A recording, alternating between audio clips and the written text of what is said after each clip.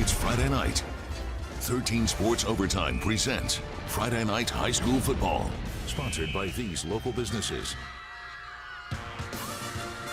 Douglas Bulldogs making the trip up to Caballero country where a whiteout awaited. First play from scrimmage Cavs Marcus DeVoy with some disruption in the backfield. Solid tackle for a loss right there, but the Bulldogs made up for it and then some. Very next play, quarterback Ivan Huerta. Watch this, one spin, two spin before he's met by Jack Humans. First down though, the drive would end in a field goal, 3-0 Douglas. Flowing Wells ensuing drive, Jaden Simmons. See Jaden run. Goes gone down the sideline with nothing but green in front of him. Cavs missed the PAT though, so 6-3 Flowing Wells until first drive of the second quarter. Second and goal from the 2-yard line. Mr. Simmons again, touchdown. This time the Cavs got the 2-point conversion to go. 14-13 Flowing Wells. This one all Cavs. Caballeros get the win. Final score 56-10.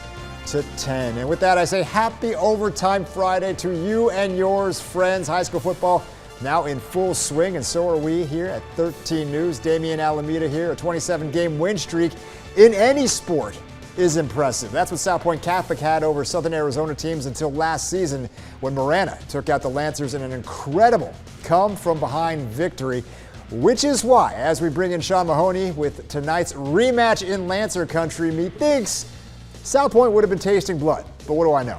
Yeah, well, Damien, that's a good assumption because despite that 27-game win streak you mentioned, head coach Pat Ryden knows his record 0-1 at the helm against Southern Arizona teams, and he put it candidly to his team at practice. You shouldn't need any extra motivation going into this game. Now, that blood you mentioned, something the Lancers hoping was tiger blood, but tigers, as we know in nature, will give you some cuts and scratches in a big-time fight like this one. Now, Marana pumped crowd noise into their practice to prepare for this South Point crowd, and the crowd had some moments to cheer for early.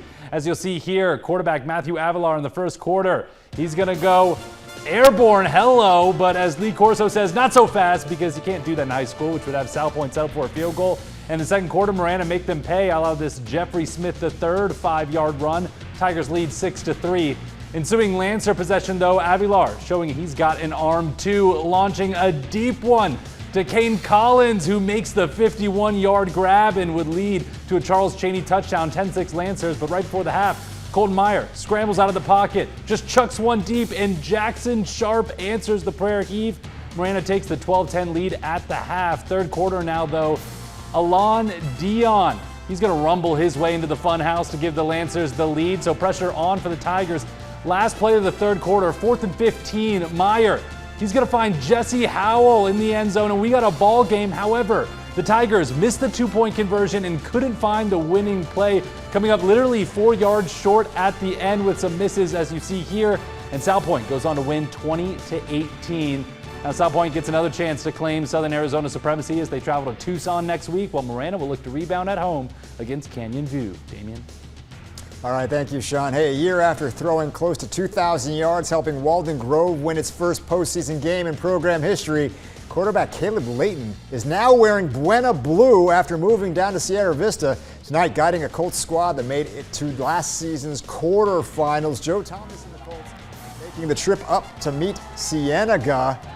Bobcats coming in hungry. 8:25 left in the first quarter, and that is where we pick up the action. And this is Ricardo Brooks from 2 yards out. Second and goal. Colts take the 7-0 lead after the PAT. And then a couple minutes later, 4th and 19 for Buena. Told you about Caleb Layton here, rocking it for Buena. Caleb launches it to a wide open Jaden Thomas. 70 yards later, that is all end zone. 14-zip Buena after the PAT. Remain in the first. 2:05 left. Cienega, quarterback Julian Hanley.